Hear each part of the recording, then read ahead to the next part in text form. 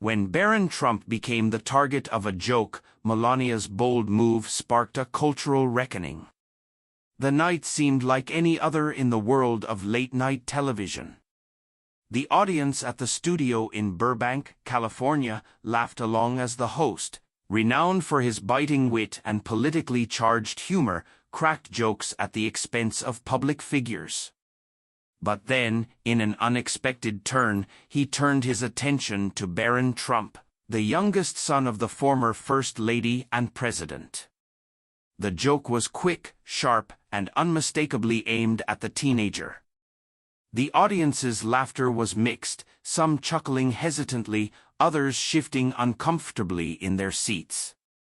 The comment wasn't just a light-hearted quip, it was a jab that cut deeper, targeting the child of a public figure who had largely stayed out of the spotlight. Within hours, the clip was everywhere. Social media exploded, with hashtags like #BarronTrump trending on Twitter and Instagram. Memes and reactions flooded timelines as supporters of the Trump family and critics of the host voiced their opinions. Some called the joke tasteless and unnecessary, while others defended it as just comedy. News outlets were quick to pick up the story, dissecting every angle and reigniting debates over the boundaries of humor. At home in Palm Beach, Melania Trump watched the clip in disbelief. Her son had always been her priority, and she had worked tirelessly to shield him from the chaos of public life.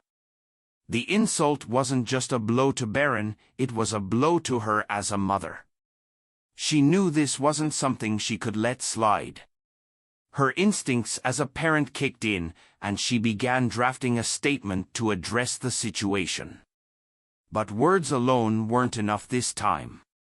As the backlash grew louder, Melania made a decision that would send shock waves through the media. She would file a lawsuit.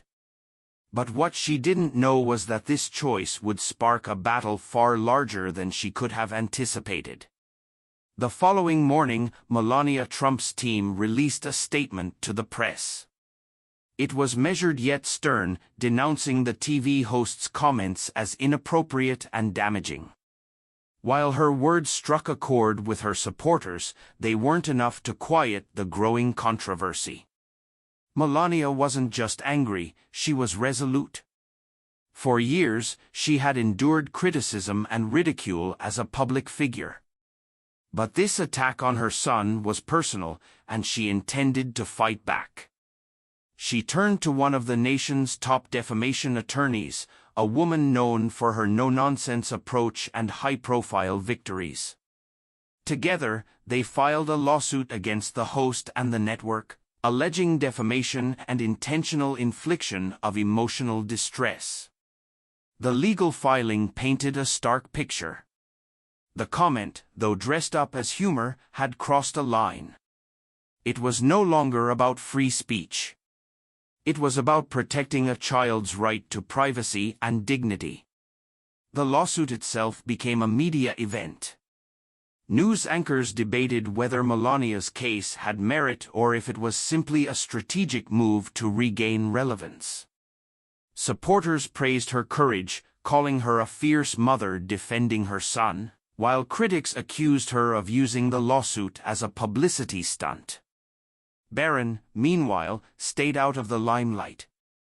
Friends close to the family described him as a quiet teenager who rarely engaged with the media circus that surrounded his family. Melania's actions, however, spoke volumes about her priorities. She wasn't fighting for her reputation, she was fighting for his. The lawsuit had an immediate impact. Sponsors began distancing themselves from the late-night show, worried about the negative press. The host, known for his confidence, appeared more subdued in his next few broadcasts. Still, he refused to apologize, doubling down on his right to free speech and labeling the lawsuit as an attack on comedy itself. But as the days passed, the story grew even larger, pulling in voices from every corner of the country, and the battle was only just beginning. The lawsuit ignited a firestorm across every media platform. Cable news channels devoted hours to panel discussions, online forums buzzed with debates, and podcasts dissected the situation from every angle. The country seemed split right down the middle. On one side were those who applauded Melania for standing up to what they called bullying disguised as comedy. Parents in particular resonated with her decision, flooding social media with messages of support. "Protecting our kids should never be a question," one viral post read, accompanied by a picture of Barron during his father's time in office. On the other side, however, the backlash was fierce. Comedians and talk show hosts rallied around their embattled peer, claiming that the lawsuit set a dangerous precedent for creative expression. Some argued that public figures, including their families, were fair game for satire, regardless of their age. "If you can't take a joke, you shouldn't be in the public eye," one prominent host declared during a heated debate on his program. The conversation spilled out of the media and into coffee shops, workplaces, and dinner tables. In Los Angeles, college students debated the ethics of free speech during a campus rally. In a small diner in Topeka, Kansas, a group of retirees discussed whether the host had gone too far. The story wasn't just about Melania and Barron anymore. It was about what kind of behavior society was willing to tolerate under the banner of entertainment. Amid the chaos, the late-night host continued to push back. His monologues became more defiant, framing himself as a victim of censorship. His supporters cheered him on, but his critics pointed out that his jokes had taken on a sharper, almost bitter tone. The once charismatic figure now seemed weighed down by the controversy swirling around him. Networks felt the pressure, too.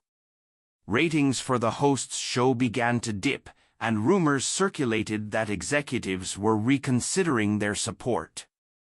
Meanwhile, Melania's legal team moved swiftly. Submitting additional evidence and statements to strengthen their case, the legal battle wasn't just a personal fight anymore. It was shaping up to be a cultural reckoning.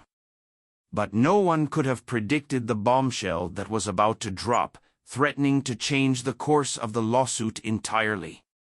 When the trial began in Los Angeles Superior Court, it became the kind of spectacle the media couldn't resist.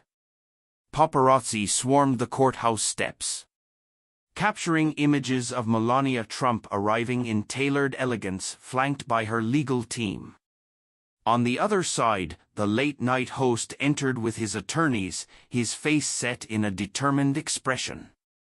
Inside, the atmosphere buzzed with anticipation. This wasn't just a trial, it was a referendum on modern entertainment. The prosecution opened with a searing argument, emphasizing the line between comedy and cruelty. They played the clip of the offending joke for the courtroom. The audio echoing in the silent chamber, Melania's lawyer described how the comment had deeply affected her son, painting a picture of a teenager caught in the crossfire of media sensationalism. "This is not about free speech," the lawyer asserted, her voice unwavering. "This is about a child's right to grow up without being ridiculed for sport." The defense, however, took a different tack. They leaned heavily on the First Amendment, arguing that comedy, no matter how offensive, deserved protection. The host's legal team presented decades of precedent supporting their case, portraying him as a misunderstood artist pushing boundaries. At one point, the host himself took the stand, delivering an impassioned testimony about his career and how the lawsuit threatened to stifle creativity. The courtroom was a theater of clashing ideologies, with each side presenting witnesses to bolster their arguments. Barron's former teachers testified about his quiet demeanor and how the media scrutiny had affected his schooling. Meanwhile, the defense brought in comedians who passionately argued that satire was a critical part of societal commentary. Public interest in the case reached a fever pitch. Every detail, from Melania's poised reactions to the host's fiery retorts, was analyzed and debated across every major platform. Late-night shows across the country avoided jokes about the trial altogether, worried about inadvertently becoming the next target of public scrutiny. But just as the trial seemed to be settling into a predictable rhythm, a new witness emerged, turning the case and the public's perception on its head.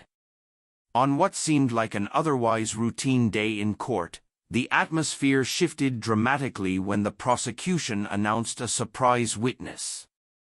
The defense team exchanged uneasy glances as a former employee of the network that aired the late-night show entered the courtroom. His name was William Carter, a former production assistant who had worked on the show for over 5 years before being dismissed under controversial circumstances. Carter's demeanor was calm but resolute as he was sworn in. As he began to speak, the tension in the room was palpable. He testified about the behind-the-scenes culture of the show, describing an environment where pushing boundaries often took precedence over ethics. But it wasn't his general observations that stunned the courtroom. It was the specific evidence he brought forward. From his briefcase, Carter produced emails, scripts, and internal communications that revealed something far more damaging than anyone had anticipated. According to Carter, the joke about Barron Trump wasn't an off-the-cuff remark. It had been planned, debated, and ultimately approved by higher-ups within the network. Worse, some of the correspondents suggested the joke was designed not for humor, but to provoke controversy and generate ratings. Gasps rippled through the courtroom as the documents were displayed on the screen. In one particularly damning email, an executive wrote, "It'll get people talking.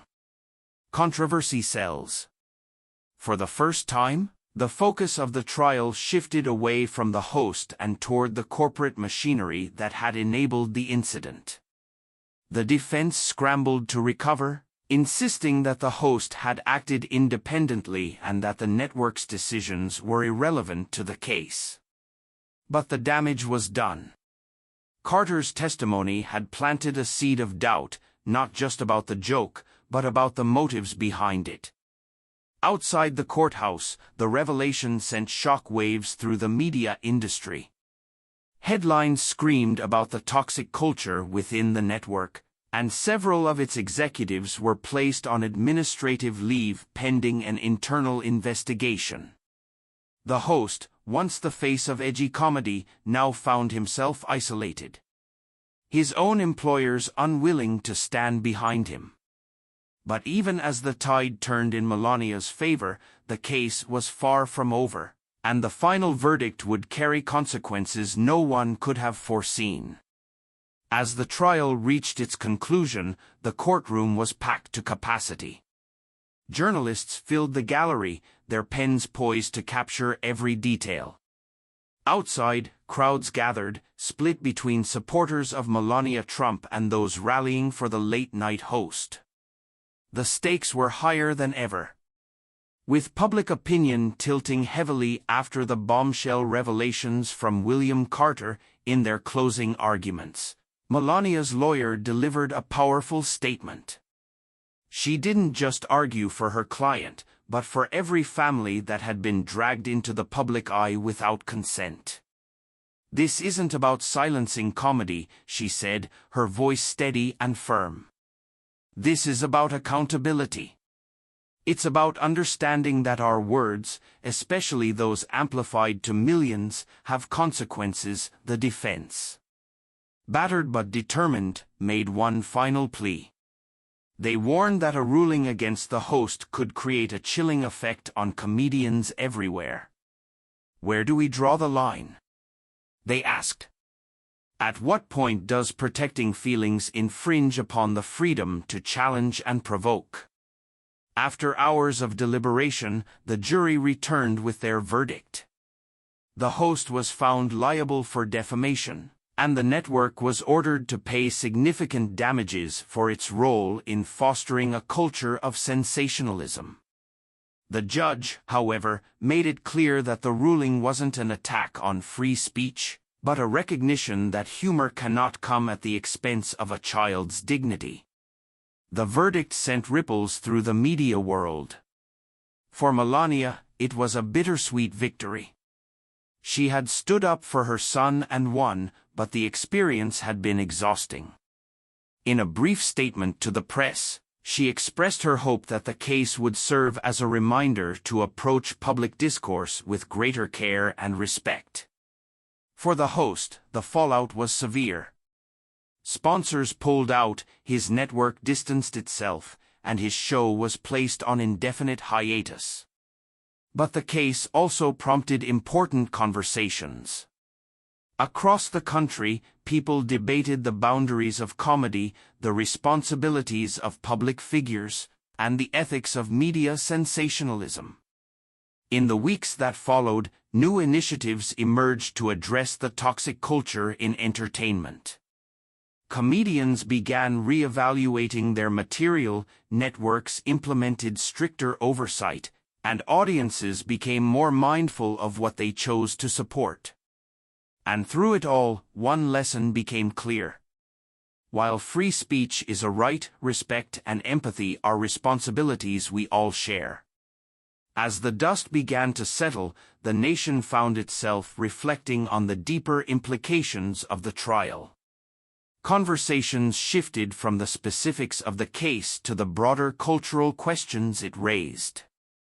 Where is the line between humor and harm?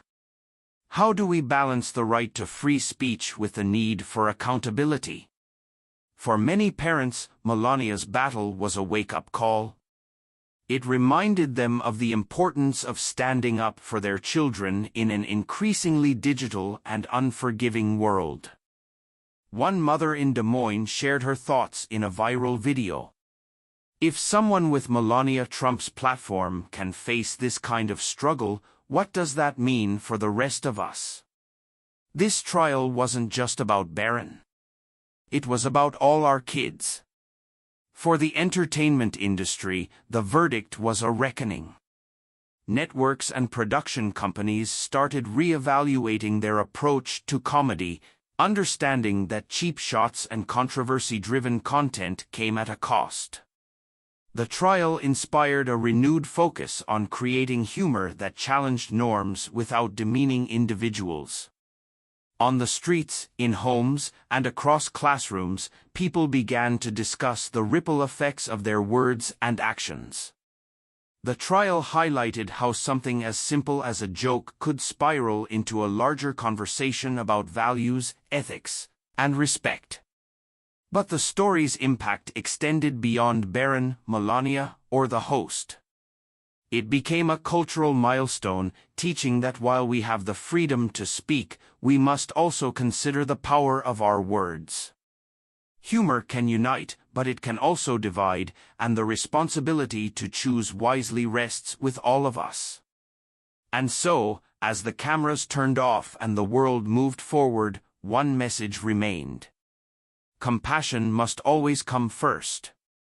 The trial may have ended, but the lessons it left behind are more relevant than ever. It's up to all of us to ensure that our words build bridges, not walls, and that we challenge others with respect, not cruelty. Let's continue these conversations, striving for a world where we can laugh, disagree, and grow without tearing each other down. If this story resonated with you, share your thoughts in the comments below. Don't forget to like, subscribe, and hit the notification bell to stay updated with more stories that challenge the way we see the world.